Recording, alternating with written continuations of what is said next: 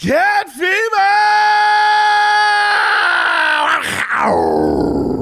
Hey, baby. Cats get it done. A beat down in Game 7 to send all the Maple Leafs home. Make them sad. I mean, they completely turned on their team midway through the second period. As soon as the first couple goals went in, the cheeks went, and then they relented, and it turned into from squeaky cheeks to furious cheeks because they were absolutely disgusted with their team. But look, man, this is what happens when you go against the champs. And I'm not going to lie, about as calm as I have ever been for one of the teams I root for going into a do or die situation. And it's just what they've earned. It's just what the Florida Panthers have earned. They have been in dire circumstances. They have been in situations where they could be facing infamy. They have been the lower seed, having to go and come back from 3-1. And now this was a series where they were already in a more dire situation, really, in Game 3, having to go to overtime in a game that they thought they had already come back in. And now you just saw them go into that. They already showed that they could win in Toronto in the series in Game 5. Tons of faith with them going in there. Now, that being said, that first period was infuriating. It was infuriating because it did feel like the Panthers really came out of the chute super aggressive. The shots were, what was it, like 25 to nothing on shots? Like they just, but in a weird way, it didn't feel like a lot of them were super clean.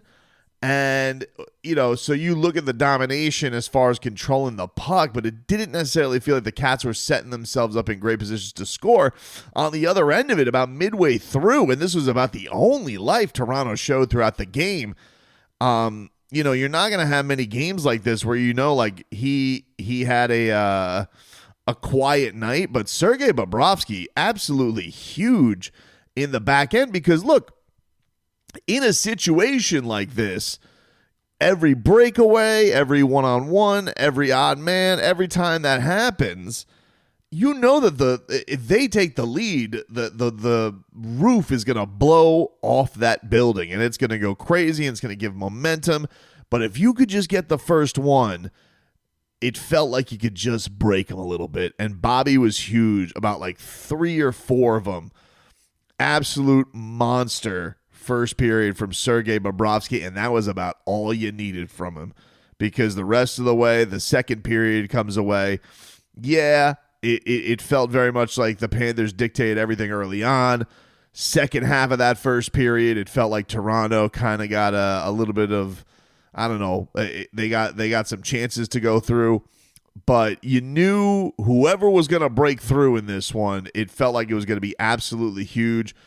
And man, it's tough not to look at that second period, and you get the first breakthrough goal from Seth Jones, second Game 7 of the day for the Jones family. His father, of course, and the Denver Nuggets coaching staff. It didn't go so hot for them today. So Seth Jones holding up the honor of the family today. And, I mean, a big swing that Bill Zito took this trade deadline with the Cats having a little bit of flexibility. Traded away, goalie of the future. Everybody's freaking out. We traded to Spencer Knight. And look, man, there's something admirable about the love that the Panthers fan has for their young guys and Spencer Knight and winning a playoff game at 19 and all that stuff. That one hurt a lot of Panthers fans. You still got idiots who are chanting Knight at the game. I don't know when that's going to stop, but hopefully one day. And they put that as a belief in their 36-year-old goalie that he's got at least 3 more years in him.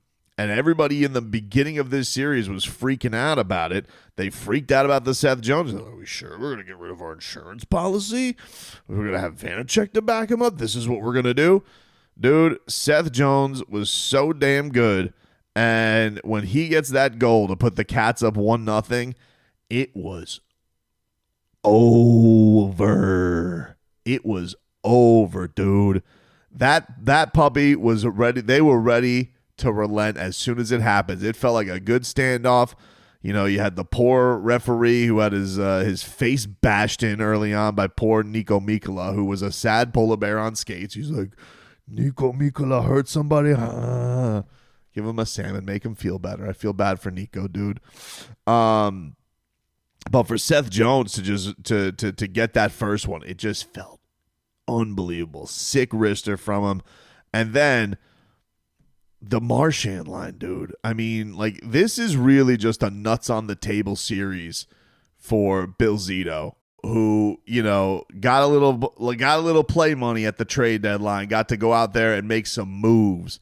And the one that just blew the mind of the hockey world really was Brad Marchand, and bringing an enemy, bringing a guy who everybody just despised, couldn't put their mind around it, and he has played like a friggin' demon. Well worth the first round pick that now converts with the Cats getting to the Eastern Conference Final. But to see this guy with all of his credentials get perfectly placed on that line with Anton Lundell, Baby Barkey, Young Buck, and maybe the most underrated guy in the National Hockey League with Eetu Luostarinen, they have just found a beautiful symmetry with one another. It has been an unbelievable line that has worked out for the Cats, and really was the thing that put the Panthers' death grip on this game, because Marchand was flying around. He was everywhere. Doesn't look a bit of his age.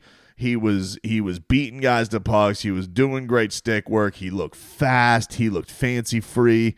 It was a thing to marvel at, and what a monster series that he had, obviously with the overtime winner.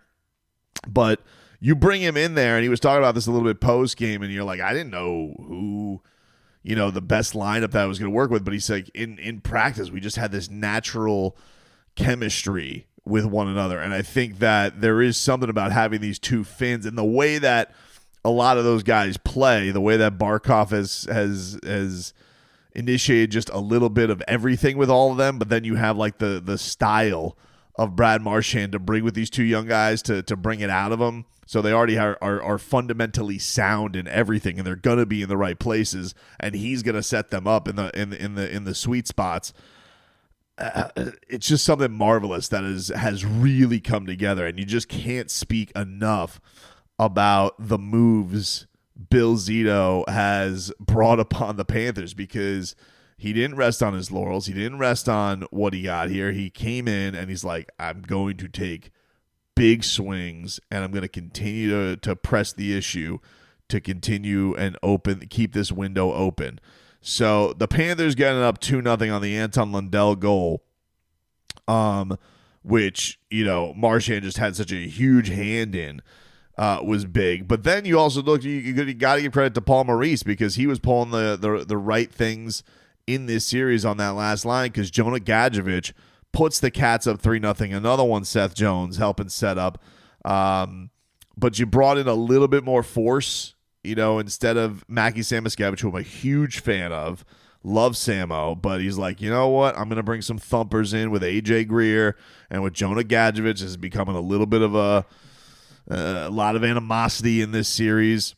And, you know, Gadjevich, who's, you know, just an absolute menace, will like snip off his skin and do his own nails with scissors in the penalty box. So, yeah, man, Gadjevich, absolutely awesome. Another great poll. Paul Maurice, Bill Zito, what a tandem these guys have been. And look, we knew this was going. I knew this was going to be a tough series against Toronto. The games were fantastic. They were the division winner. I know that team plays with a huge national pressure on them. They are like the team of Canada. I know that they have a lot of love all over our friends to the Great North. But dude, like, even like I was talking to, I had a UFC fighter on, and he brought up the, like, they go bananas for this thing. They're unreasonable. But man, the Panthers just took it to them, and I said this with Game 6. I was just, you know, I don't know what it was. I couldn't explain it. The Panthers just didn't have that juice with them in that game, and I gave a lot of credit to Toronto. The only thing I was really worried about is bringing if Austin Matthews was going to finally have it going for him now that he finally got off the schneid and started scoring. That was not the case today. The Panthers are like, no. And they should have been up 4-0. They should have been up 4-0. You should have given Seth Jones another goal. Absolute crap that he didn't get a fourth one. But they were freaking out. You saw Mitch Marner's like yelling at his bed, "We gotta wait the bleep." He's doing nothing. And the Panthers just completely took their spirit. They completely took their spirit and stomped on it and smushed it out like a lit cigarette. It was just over for them. And you get to the third period, cool. Domi able to score for him and give them some semblance of hope.